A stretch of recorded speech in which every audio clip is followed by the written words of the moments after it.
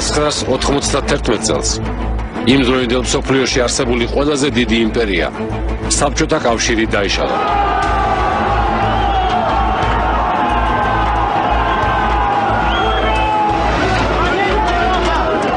იმპერიის ფარგლებში არსებულმა 15-მა რესპუბლიკამ დამოუკიდებლობა მოიპოვა. მათ შორის იყო საქართველო, რომელიც თავისუფლებისათვის 1988 წლიდან იბრძოდა. თუმცა იმ დღეს, როდესაც საბჭოთა კავშირის პრეზიდენტმა მიხეილ გორბაჩოვმა საბჭოთა სახელმწიფოს არსებობის შეწყვეტა აუწყა მსოფლიოს, საქართველოში სამოქალაქო ომი მძვინვარებდა.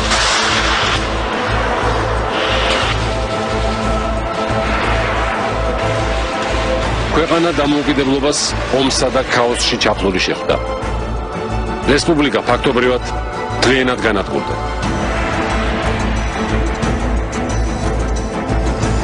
ომის შემდეგ კრიმინალური ბანდების თარეშმა, ტოტალურმა კორუფციამ და განუკითხაობამ საქართველოს კიდევ დიდი ხნის განმავლობაში წელში გამართვის საშუალება არ მისცა. დღევანდელ ფილმში 90-იანი წლების პოლიტიკური და ეკონომიკური კატასტროფის შესახებ მოგითხრობთ. სად დაუშვა საქართველოს ყველაზე დიდი შეცდომა? რატომ აღმოჩნდა ქვეყანა ასეთ მძიმე მდგომარეობაში? დღეს იმ პერიოდის საქართველოს სირთულეებსა და შეცდომებზე ის ადამიანები ისაუბრებენ, ვისაც ქვეყნის ეკონომიკური ბერკეტები ებარათ. რომან გოცირიძე 1993 წელს საქართველოს ვიცე-პრემიერი იყო. მის სახელთანაა დაკავშირებული იმდროინდელი ეკონომიკური რეფორმები. როდესაც მე შევალისეს მოუყევი და უთხარი რომ დაერეკა ელცინისათვის, მან თქვა რომ მას არ დაურეკავდა. მიხეილ ჯიბუტი, ეკონომიკის მინისტრი 1993 წელს, ეკონომიკური რეფორმების გუნდის წევრი. მოხდა შოკი. ყველაფერი გაჩერდა. აი ეს გავდა რაღაცნაირად აი საშინელების ფილმს. სად იქნებოდა საქართველო დღეს მთავრობას მიუტევებელი შეცდომები რომ არ დაეშვა? ახლა თავისუფალი უნივერსიტეტის კლუბის წევრები ამის მოდელირებას მოახდენენ. ფაქტობრივად გამოდის რომ ჩვენ დღეს ვიქნებოდით თურქეთის ზონაში. აი მარტო რა ყოფილა.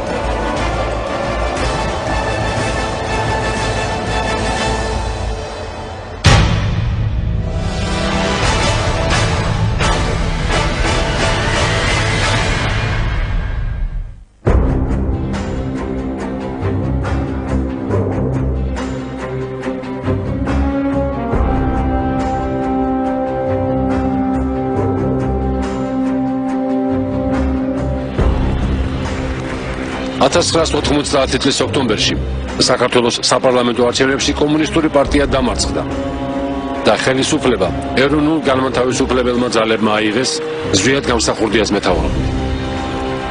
ისინი ამბობდნენ, რომ საქართველომ საბჭოთა კავშირი უნდა დატოვოს. დამოუკიდებლობის იდეას ქვეყნის მოსახლეობის აბსოლუტური უმრავლესობა უჭერდა მხარს. სწორედ ამ ლოზუნგის წყალობით მოიპოვა გამსახურდიას გუნდმა პარლამენტში უმრავლესობა. 1990 წლისათვის საქართველო საშუალოდ განვითარებული ქვეყანა იყო და საბჭოთა კავშირის 15 რესპუბლიკას შორის მერვე ადგილს იკავებდა. მოქალაქეების დიდ ნაწილს ბანკებში ფინანსური დანაზოგი ჰქონდა. ოჯახების შემოსავალი სტაბილური იყო. საქართველო აწარმოებდა მანქანებს, გემებს, თვითმფრინავებს, მატარებლებს, ღვინოს, ჩაის. უმუშევრობა მინიმუმზე იყო დაყვანილი. 1989-90 წლებში საქართველო განვითარებით თურქეთს უსწრებდა. თუმცა საბჭოთა კავშირში არსებული ეკონომიკური ურთიერთობები უკვე იშლებოდა და ახალი რეალიები იკვეთებოდა. გამოწვევა იყო მთავარი, რომ ამის შემდეგ თუ როგორ უნდა ეცხოვრათ, არ იცოდა არავინ, არ არსებობდა არც ამის თეორია და არც ამის გამოცდილება. ანუ როგორ უნდა მომხდარიყო ტოტალიტარული, ცენტრალიზებული სახელმწიფოს გადასვლა საბაზრი ეკონომიკაზე, ამის ცოდნა არ არსებობდა და ეს იყო პირველი გამოწვევა. შენ ერთ და იმავე დროს უნდა გეკეთებინა და უნდა გესწავლა. ხელისუფლებამ გარდამავალი პერიოდი გამოაცხადა, რომ ახალ რეალობას უფრო მომზადებული შეხვედროდა. უნდა მომზადებულიყო საკანონმდებლო ბაზა, რომელიც მომავალ ეკონომიკურ რეფორმებს დაედებოდა საფუძვლად. მას ერქვა საქართველოს საბჭოთა სოციალისტური რესპუბლიკა, მაგრამ ეს იყო კვაზი სახელმწიფო, რომელსაც როგორ წარმოვიდგინოთ, რომელსაც არც ერთი ინსტრუმენტი სახელმწიფოების მას არ ჰქონდა. მას არ ყავდა ჯარი, მას არ ჰქონდა ფული, მას არ ჰქონდა საბანკო სისტემა, მას არ ჰქონდა ფინანსური სისტემა, მას არ ჰქონდა შიდა გამოცდილება მართლობის, მას არ ჰქონდა რეალური თვითმმართველობა და უამრავი ელემენტარულად არც ჰქონდა, არც კომუნიკაციები არ ჰქონდა. 1991 წელი. გამსახურდიას მმართველობა. ამ დროს საბჭოთა კავშირი ფორმალურად ჯერ კიდევ არსებობს. თუმცა გამსახურდიას ეკონომიკისათვის არც ძალია. მთელი წლის განმავლობაში ქვეყანაში პოლიტიკური კრიზისია.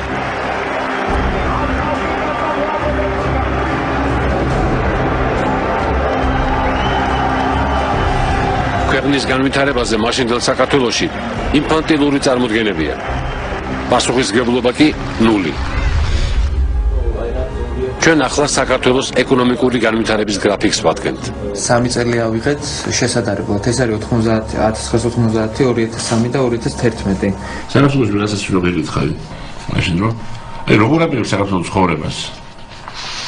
არავინ არ იტყოდა, რომ როგორ და ჩვენ დავალაგოთ ქვეყანა, უნდა იყოს სიმშვიდე, უნდა იყოს სიწყნარი, უნდა იყოს კანონის უზენაესობა, უნდა იყოს არ უნდა იყოს კორუფცია და ქვეყანა დაიწყებს განვითარებას. ეს არავის არ ქონდა ეს იდეა. ეს იდეა ახლა დირექტორი ბევრს მოდიან რაღაც ასე როგორ შეიძლება ასე უარაფროდ სატურნა განვითარდეს. განვითარდებიან და ეს როდი უარაფროდ განვითარდა, ხო? იდეა იყო არა ბორჯომს გავიტანთ. ბორჯომს გადაიდო როგორ შეიძლება ქვეყანა გამდეს ბორჯომი, ამდენი ბორჯომი გაიტანო, მიმდინარეობს ეს ბორჯომი ამდენი, ხო? ეგრე აუ ჩვენი წყლები ჩვენ გარეთ ის რა წყლები გვაქვს ან ჩვენი წყლებით მარტო ანუ იდეა იყო ძალიან პრიმიტიული რომ ქვეყანაში შეგიძლიათ უნდა ხდებოდეს ჩვენ რაღაცა გვაქვს მიწაში რასაც ბოლში ჩავასხამ და გავყიდით ანუ ნაკლებად რომ მუშაოთ ნაკლებად დაალაგებულობა რომ იყოს მაგ იდეოლოგიით ხადია შეიძლება მართლა ქვეყანაში ვარეულობა ანუ მე ვარეულობა ჩვენ ბორჯომს ვიზით რაღაც ეგეთი 1991 წელს საქართველოს ეკონომიკა შემცირდა 19%-ით. იმავე წლის ბოლოს საქართველოში ორი მნიშვნელოვანი რამ მოხდა. 22 დეკემბერს თბილისში გამსახურდიას ოპოზიციამ ამბოხი მოაწყო. ქვეყანაში სამოქალაქო ომი დაიწყო. 15 დღიანი ომი ზვიად გამსახურდიას საქართველოდან გაქცევით დასრულდა. Я прекращаю свою деятельность на посту президента СССР. დეკემბერშივე მიხეილ გორბაჩოვი თანამდებობიდან გადადგა და საბჭოთა კავშირი დაიშალა. საბჭოთა კავშირის ნაცვლად შეიქმნა ახალი გაერთიანება, დამოუკიდებელ სახელმწიფოთა თანამეგობრობა. ყოფილი საბჭოთა რესპუბლიკები ახალ ურთიერთობაში გადადიოდნენ მოსკოვთან, თუმცა საქართველოში ეს ვერავინ გაიგო. 1991 წლის 22 დეკემბრიდან 2 წლის განმავლობაში საქართველოში სამოქალაქო ომი მძვინვარებდა. ამის პარალელურად 1992 წლის 14 აგვისტოს აფხაზეთში კიდევ ერთი ომი დაიწყო. ხელისუფლება არსებობდა, არ არსებობდა სახელმწიფო. სახელმწიფო იყო მხოლოდ ფიქტიურად, იურიდიულად დეიური აღიარებული გაეროს მიერ და ზოგიერთ რაღაცა პერიოდში ისიც არ იყო, ხო? სახელმწიფო ყალიბდებოდა, კანონები არ არსებობდა, სისტემა არ არსებობდა. ეს იყო ტერიტორია, რომელსაც ისტორიულად ჰქონდა პრეტენზია, რომ უნდა აღედგინა ამ ტერიტორიაზე, იყო ერი, რომელსაც ჰქონდა პრეტენზია, უნდა აღედგინა მისი სახელმწიფოებრიობა. 1992 წლის 7 მარტს, როდესაც ედუარდ შევარდნაძე საქართველოში ჩამოვიდა, მთელ ქვეყანაში შეიარაღებული ბანდები დათარეშობდნენ. შევარდნაძემ კოალიციური მთავრობა შექმნა, რომელსაც ჯერ თენგიზ სიგუა ჩაუდგა სათავეში. შემდეგ კი ოთარ ფაცაცია. პირველი სერიოზული ეკონომიკური რეფორმები, როდესაც დაიწყო, რა თქმა უნდა, ფონი იყო ძალიან მძიმე. ერთის მხრივ მიდიოდა საომარი მოქმედებები აფხაზეთში, მეორეს მხრივ იყო სამოქალაქო ომი და ფაქტობრივად დასავლეთ საქართველოს ნაწილი მოწყობილი იყო მთელ საქართველოს. ამავე დროს ინგრეოდა საბჭოთა კავშირი და მოშლილი იყო ერთიანი ფინანსური სისტემა. სამანტო ზონის გრევის პროცესი მიმდინარეობდა და საბანკო და საფინანსო არხები ფაქტობრივად პარალიზებული იყო და აი ამ კონტექსტში საჭირო იყო უსწრაფესი ზომების მიღება. და სწორედ აი მაშინ დაიწყო პირველი რეფორმები, როდესაც რამდენიმე თვის განმავლობაში გადაედგა ძალიან მნიშვნელოვანი ნაბიჯები, როგორც იყო იგივე მიწების კერძო საკუთრებაში გადაცემა პირველი ეტაპით თითო ჰექტარი მოსახლეობისათვის, ბინების გადაცემა, ფასების გათავისუფლება, ვინაიდან ფაქტობრივად საქონელი არ არსებობდა და პირველი საქონელი მაშინ გასცა, როდესაც რეალური საბაზრო ფასები ჩამოყალიბდა. ეფექტური ეკონომიკური რეფორმების გატარება შეუძლებელი აღმოჩნდა. შევარდნაძის მთავრობა არ იყო ერთიანი გუნდი, არ იყო კომპეტენტური, ხოლო ჩინოვნიკების და მინისტრების უმრავლესობა უბრალოდ კორუმპირებული იყო. უამრავი ფაქტორები მოქმედებდა საქართველოს ეკონომიკაში, საშინაო, საგარეო და ასე შემდეგ, თუმცა საშინაო ფაქტორებიდან ის და საგარეო ეს თაიგულია, დაუშვათ ეს შინააშლილობა ერთი ის რომ თავრობების შეცვლა მოხდა არაკონსტიტუციური გზით, არაარჩევნების გზით, ეს ანგრევს ეკონომიკას, იმიტომ იკარგება მემკვიდრეობითობა.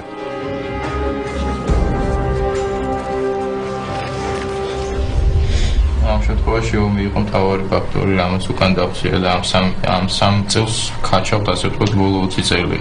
სომხეთში რო იყო ომი? მაშინ ანუ სომხეთში შევიდა ანუ ომი თავარი არ იყო ამ შემთხვევაში. ერთ-ერთი თავარი ფაქტორი იყო.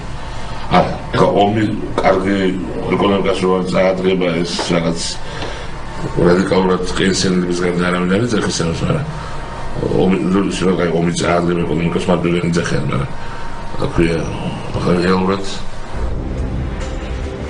საქართველოს სულ რამდენიმე თვეში გაუსაძლის სიღატაკეში აღმოჩნდა. თითქმის ყველა საწარმომ შეწყვეტა მუშაობა. პურზე უსაშველო რიგები. ზამთარში სიცივე და უშუქობა. უმუშევრობა, უფლობა და სიღატაკე. კრიმინალური ბანდების თარეში და ომი. ეს 90-იანი წლების საქართველოა.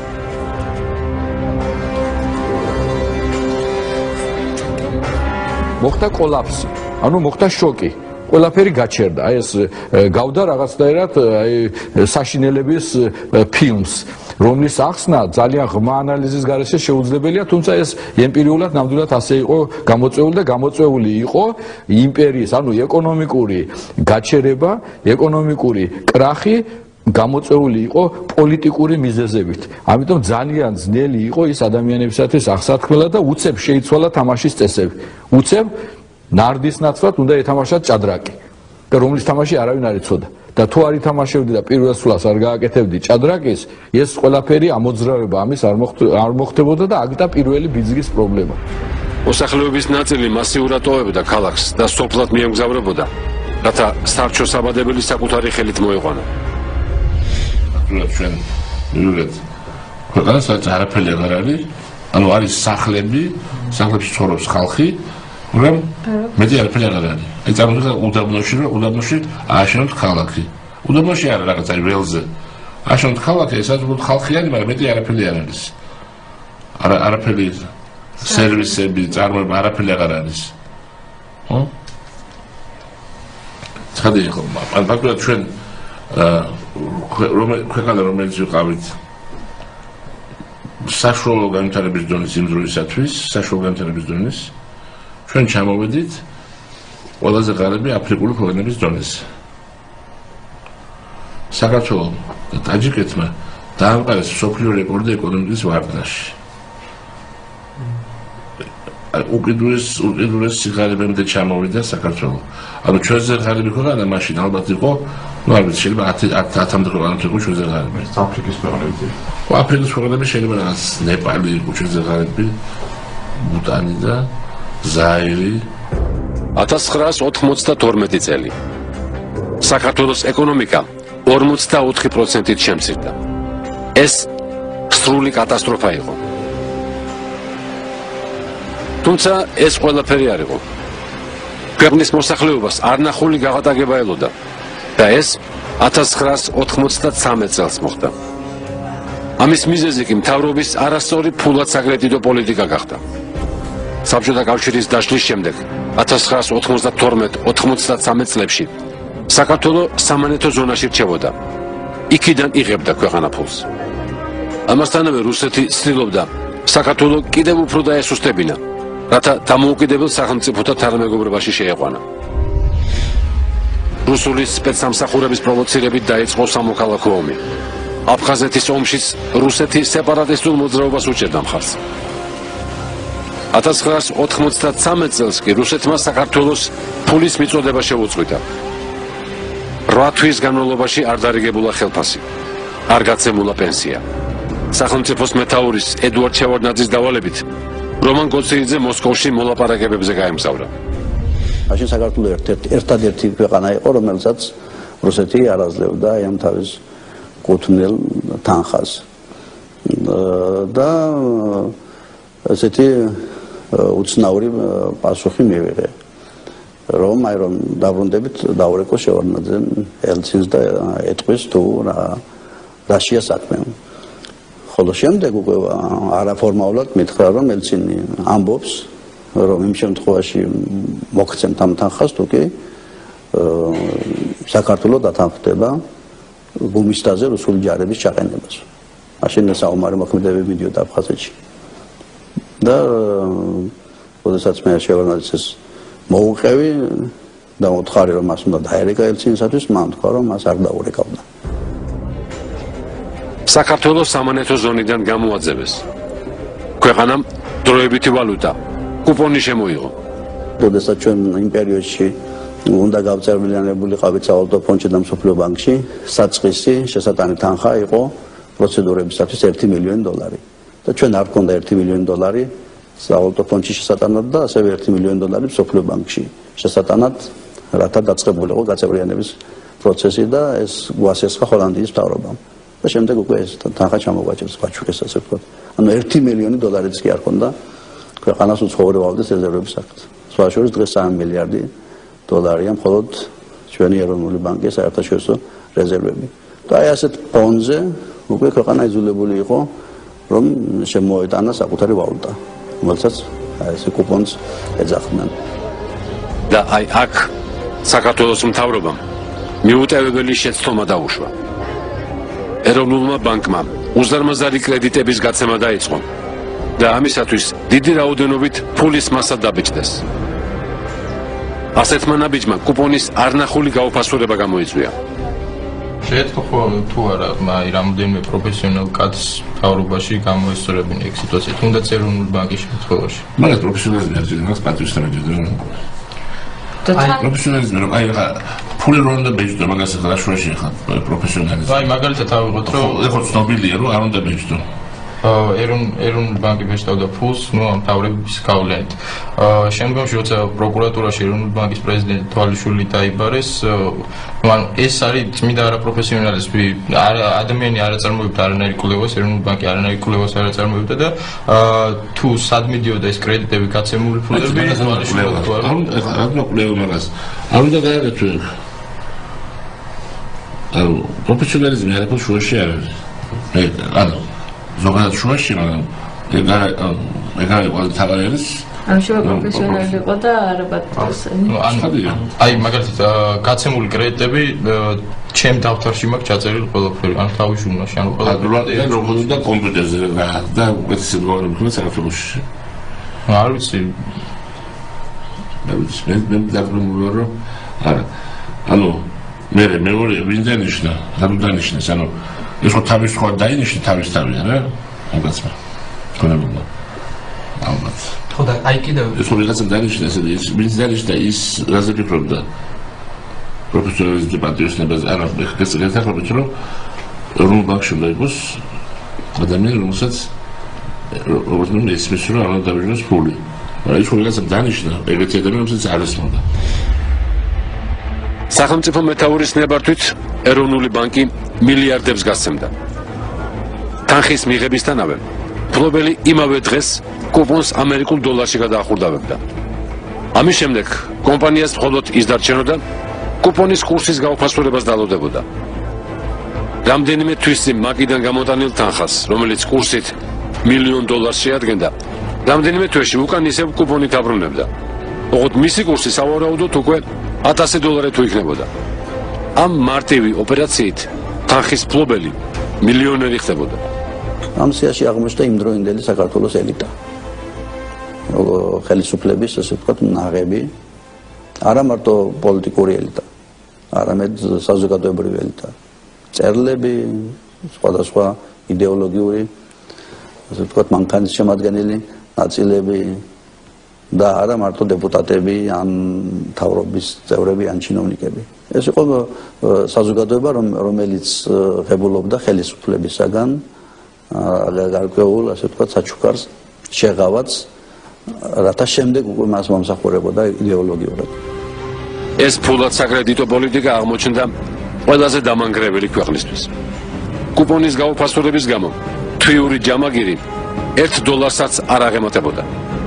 1993-94 წლები საქართველოსთვის ნამდვილ ჯოჯოხეთად იქცა.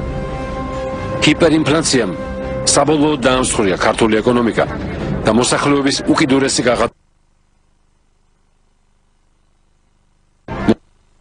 მინდად გადარწვა. 1993 წელს ეკონომიკა კიდევ 28%-ით შემცირდა, ხოლო 94-ში 8%-ით და ვარდნის უკიდურეს ზღვარს მიაღწია. საქართველო გაკოტრდა.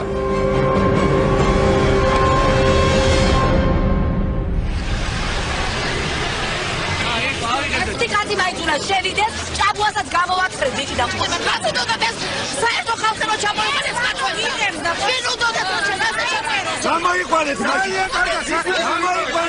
გამოიყვანეთ და ვის უნდა ვინა და ვისაც ვთხოვლოთ. ჩამოვიდეს შემასე. იქა იმას დროს წერს. ვიჩუბე ხარ ფიცუს. შევეცდებით დაგიბრუნოთ რის დაბრუნება შეიძლება. ეს კომისია. მამატიეთ რა. ბრუნდებათ. აი ორიერი. აი რამოდენიმე კაცი შევეცდებით.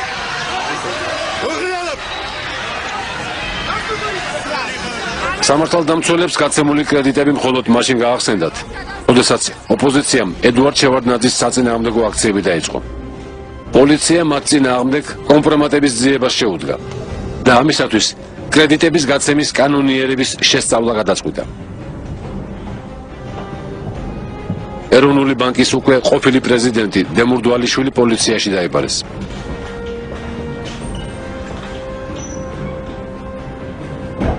დვალიშვილს თან ჰქონდა ჟურნალი, სადაც დეტალურად იყო გაწერილი, ვის რამდენი თანხა ჰქონდა გატანილი. რეკომენდატორების გვარების ყველას მიწერილი ჰქონდა. ჟურნალი პოლიციაში დარჩა. დემურ დვალიშვილი როგორც კი დაკითხვის ოთახიდან გამოვიდა, დერეფანში გასროლა გაისმა. ოფიციალური ვერსიით მან თავი მოიკლა. აღმოჩნდა რომ ოპოზიციის გარდა გაცილებით და ძირითადი სიის ნაწილი იყო იმდროინდელი ხელისუფლების ელიტა და მისი მხარდამჭერები და იგი მიხვდა რომ ამით ფაქტობრივად მთელი იმდროინდელი ხელისუფლების მანკიერი მხარე გამოამზეურა და ბუნებრივი ეს იყო ძალიან დიდი დარტყმა ფსიქოლოგიური ადამიანისათვის. სამწუხაროდ ეს გახდა იმდროინდელი საზოგადოების და პოლიტიკური ელიტის ესეთი ხარბი მოთხოვნილებების ყოფილი. ქვეყანაში ეკონომიკის განვითარება მხოლოდ 1995 წლიდან დაიწყო. სად იქნებოდა დღეს საქართველო, რომ არა 90-იანი წლების 4 წლიანი ანარქია. თავისუფალი უნივერსიტეტის კლუბის წევრებმა ამის რამდენიმე მოდელი შეიმუშავეს. ხო, ეს არის მსოფლიო ბანკის მონაცემები, საერთაშორისო მონეტარული ფონდის მონაცემები, სადაც არის დაუშვათ 90 წლის მონაცემები საქართველოს რამდენად დიდარი იყო, ანუ რიგითი ქართველი როგორ ცხოვრობდა, ხო?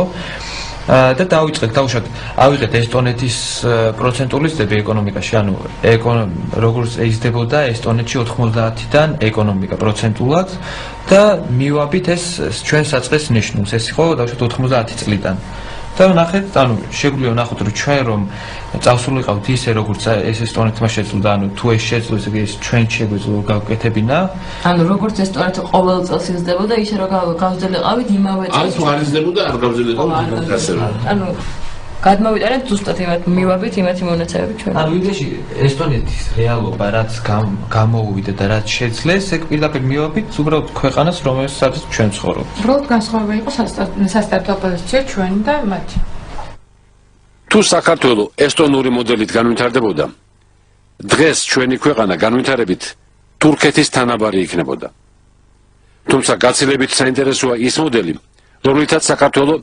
1995 წლიდან ვითარდება. მაგრამ აღმოჩნდა რომ ჩვენ ის ვარდა არ ქონდა უბრალოდ არ ქონდა ვარნა და მე რო გავზრდილიყავით ანუ რაც იყო 1990 წელს იგი ყოფილა 91-ში 92-ში 93-ში ანუ ფაქტურად სტაგნაცია ქონდა არ იზრდება ქვეყანა რაც თulis ნიშანია ზოგადად ხო და მე გავზრდილიყავით როგორც ვიზრდებოდით მე ანუ არ როგორც ესტონეთი არ როგორც საქართველო იზრდებოდა ფაქტურად დღეს ვიქნებოდით ფაქტურად პოლონეთზე უფრო მდიდარი იმ შემთხვევაში თუ საქართველო 1990 წლიდან ისე განვითარდებოდა როგორც ვითარდება 2004 წლიდან ახლა ცხოვრების დონით იაპონიას ოდნავ უნდა ჩამორჩებოდეს ეს კი ჩინური მაგალითია ეს 4 წელი რო არა ჩვენ სოფლიოს ვერ ხვალეს რო კარგად განვითარდებოდით დღეს იმიტომ რომ არაფერი ჯადოსნური არ არის მაშინ არ არის საჯარო ლაპარაკი ჩვენ როგორც ესტონეთის და ერად როგორ განვითარდება ეს ესტონელები არიან ჩინელები არიან და საქართველოს ქართველები ხო ვიდარიან ქართველები იმიტომ რომ ცხადია რომ ჩვენ უბრალოდ აი 4 წელი ვერ ქონდა დანარჩენი განვითარება რო ყოფილიყო როგორც არის საქართველოში იყო ისტორიულად სხვანაირად არა საქართველოში ჩვენ დღეს ვიქნებოდით აგერ ძალიან კაფეა აღმოსავლეთ ევროპის ქვეყნებს შორის ჩვენი სიმძლით ჩვენ გვქნებოდა 20 ბედი პენსიები ჩვენ გვქნებოდა 20 ბედი ხელფასები ჩვენ ვცხოვრობთ საკუთარ 20 უფრო კარგად ეს ავიღეთ 100 ლარი საშუალო პენსია და პირდაპირ გავამრავლეთ ეს იმ პროცენტულ ზრდაზე რითაც იზრდებოდა მაგალითად ჩინეთი და ეს გამოვიდა რომ თუ ჩინეთისნაირად გავიზრდებოდით საშუალო პენსია დღეს პენსიონერს ექნებოდა 921 ლარი და ეს არის ძალიან დიდი განსხვავება ხედავთ თქვენ საინტერესო ანუ მაინც ანუ ქართულ რეალობაში რაც ჩვენ შევძელით და შეგვიძლია რაც რეალურად ისტორიული ფაქტებია ხო ანუ 1990-94 წლების ეს რომ ვარდნა რო დავივიწყო და ის ცუდი რამეები რაც მონეტარული პოლიტიკით გავატარეთ ხო გამოდის რომ ანუ ძალიან ახლოს არის იმ მაჩვენებელთან რაც 2003-2011-ის პერიოდში შევძელით ხო და 90-დან რო ესეთი ტემპები წამოსულიყავით რაც ერთ ვარიანტში 2003-2011-ში ქონდა მეორე მხრივ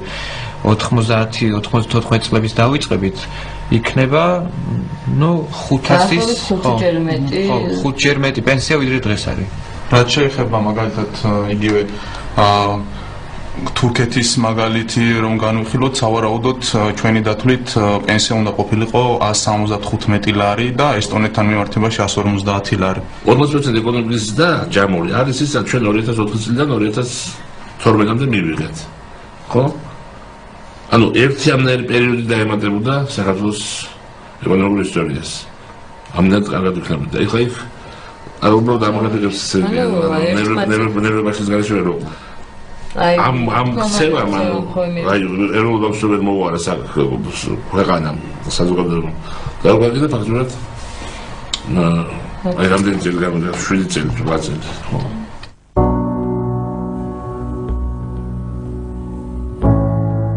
1991-94 წლებში საქართველომ სულ ცოტა 10 წლით დაიხია უკან. ეს 4 წელი საქართველოს უახლესი ისტორიის ერთ-ერთი ყველაზე ტრაგიკული ფურცელია.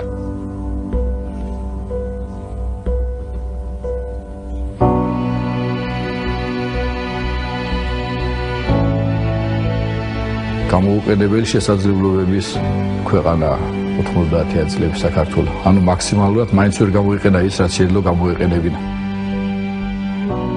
ჩვენი ისტორიული ადგილი სოფლიოს ეკონომიკურ რუხაზე არის არა ჩვენი დღევანდელი ადგილი, არამედ ბევრად უფრო განვითარებული ქვეყნის ადგილი.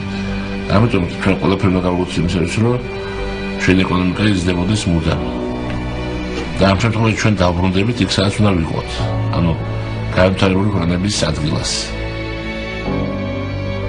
საქართველოში ფაქტობრივად არ იყო მზად მართველი ელიტა, რომელსაც შეეძლო კვალიფიციურად გაწყვეტოდა ქვეყანას და ის მოულოდნელი საჩუქარი, რომელიც საბჭოთა კავშირის დაშლას მოყვა დამოუკიდებლობის სახით, საქართველოსთვის მძიმე სატარებელი ტვირთი აღმოჩნდა.